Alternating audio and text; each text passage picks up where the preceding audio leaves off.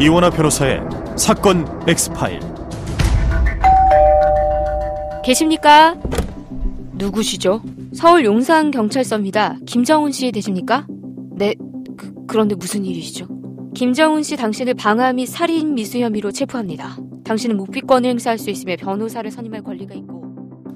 지난 2010년 2월 강변북로 고가차도 밑에서 정말 영화에서나 볼 법한 아주 끔찍한 일이 벌어졌습니다. 상황은 이랬습니다. 되는 일도 없고 날은 또 왜 이렇게 추운지. 저기 혹시 혼자신가요? 말고 그래. 사는 게 참 힘들죠. 저기 혼자 마시기엔 좀 그래서 그런데 혹시 술 한잔 같이 하시겠어요? 이런 날은 역시 소주죠. 뭘 좀 아시는 분이네. 자, 한잔 하시죠.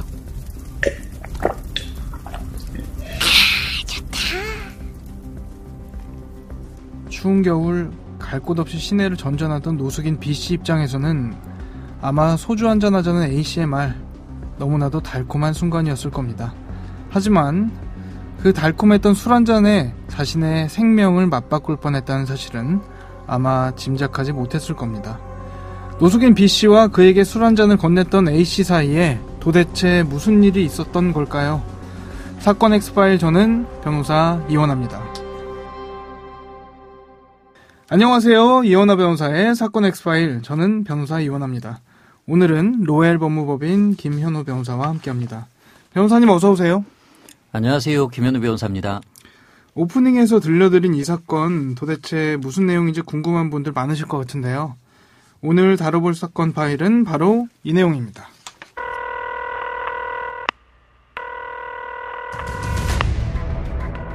사건은 보이는 것보다 가까이에 있다. 변호사의 눈으로 냉철하게 바라본 사건 사고. 이원하 변호사의 사건 X파일. 12번째 파일.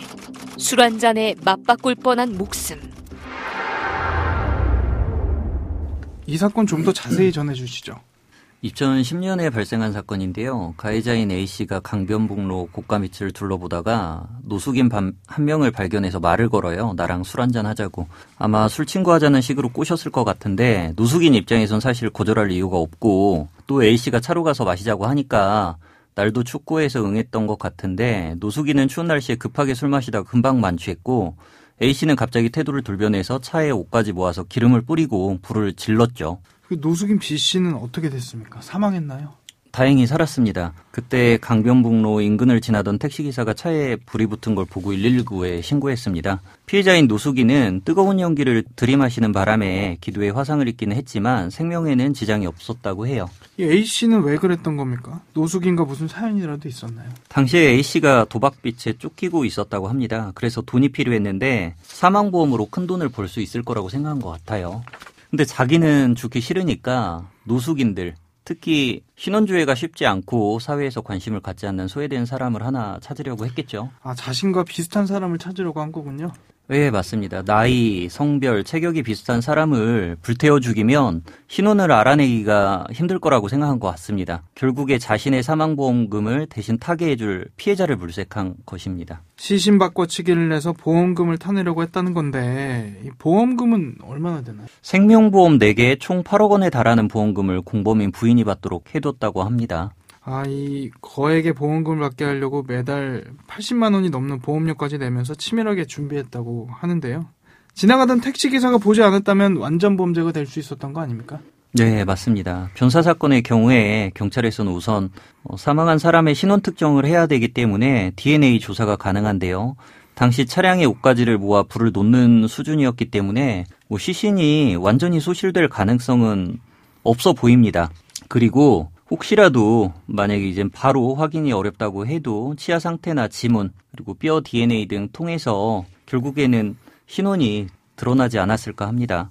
만약에 완전히 시신이 소실된다고 하면은 그때는 DNA를 취득하는 게 좀 어려워지죠? 그래도 뼈를 통해서 이제 DNA를 확보해놓고, 그리고 치아 같은 경우는 실제 진료받은 상태를 나중에라도 확인할 수 있기 때문에 나중에 이제 유족을 통해서 신원이 밝혀지는 경우가 있습니다. 이 A씨가 자백을 한 건가요? 용의자는 어떻게 특정했죠? 경찰이 차적 조회를 통해 피의자 잡았고요. 추궁 끝에 자백을 받아냈습니다.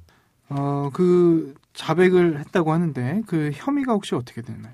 죄명으로 말씀드리면 현존 자동차 방화 치상, 그리고 사기 미수, 살인 미수 혐의 등이 인정될 것으로 보이고 형량도 사형 무기 5년 이상의 징역형에 처하는 범행이 2건이나 있어서 중형에 처해질 수 있는 범죄입니다.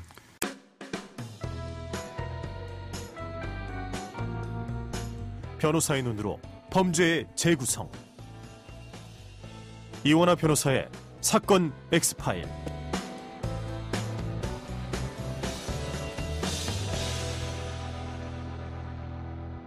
보험금을 타내려고 집에 불 지르는 경우도 있잖아요. 많습니다. 근데 유명한 사안 중에 2005년의 사건이 하나 있는데요. 대전 문화동 주택가에서 화재가 발생했고 일가족이 참변을 당했던 사건입니다. 목격자들은 펑소리와 함께 불길이 솟구쳤다고 했고 남편도 현장에 있었지만 가족들을 구하지는 못했다고 하는데요. 당시 남편은 화상 흔적도 없고 얼굴에 그을음도 없었고요. 딱히 화재 현장에서 가족들을 구출하려다 실패한 모습은 아니었다고 합니다. 경찰은 아무래도 의심이 들 수밖에 없었겠네요.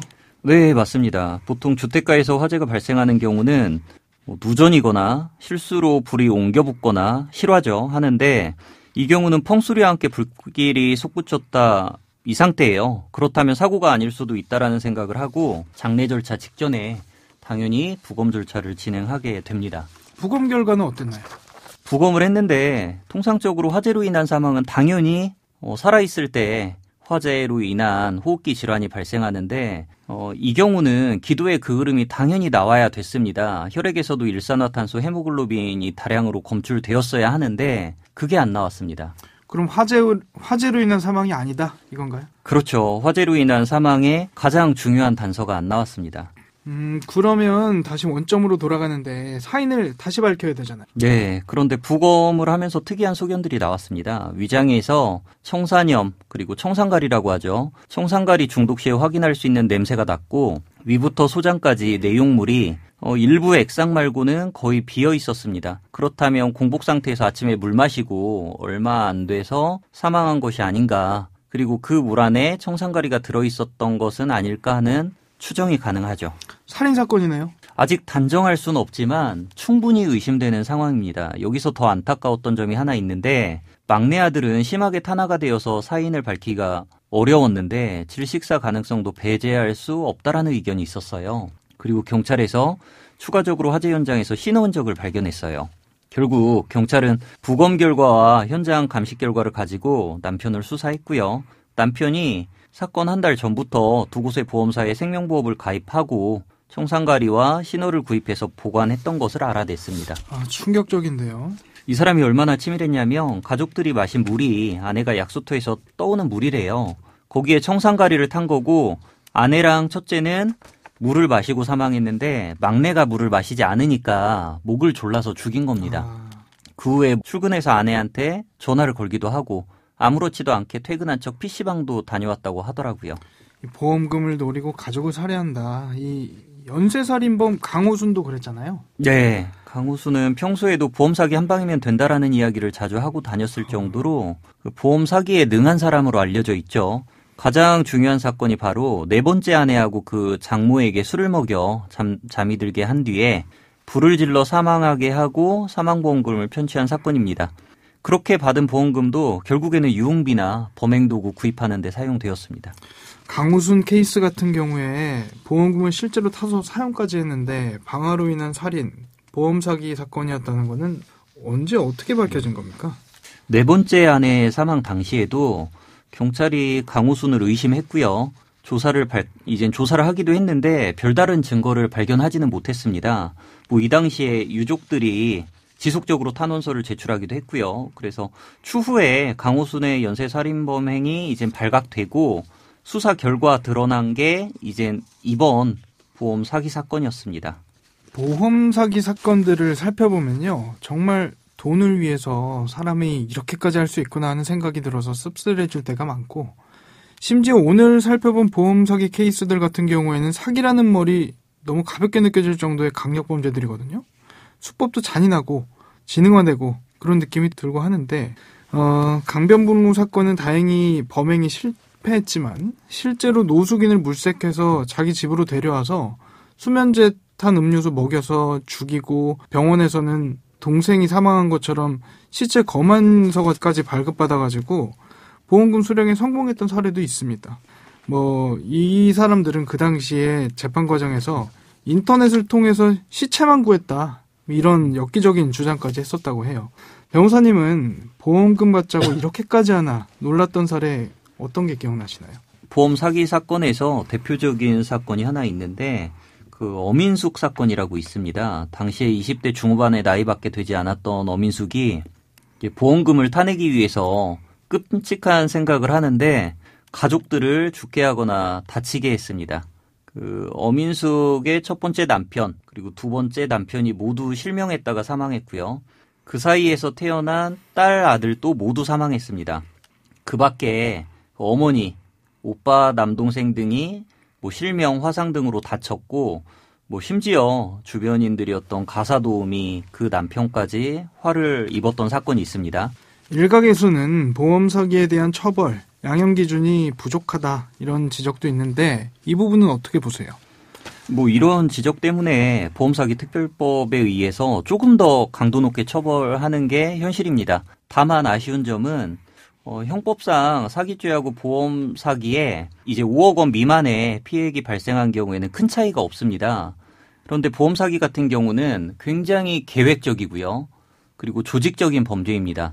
그렇기 때문에 5억 원 미만의 사기 사건에서도 형량을 어느 정도 늘려야 한다고 생각을 합니다. 네, 맞습니다. 이렇게 5억 원 미만인 사건의 경우에도 보험 사기는 좀 더 강력하게 처벌할 수 있게 법 개정이 필요하다고 보이고요. 보험 사기 살인 사건, 오늘은 여기까지 살펴보겠습니다.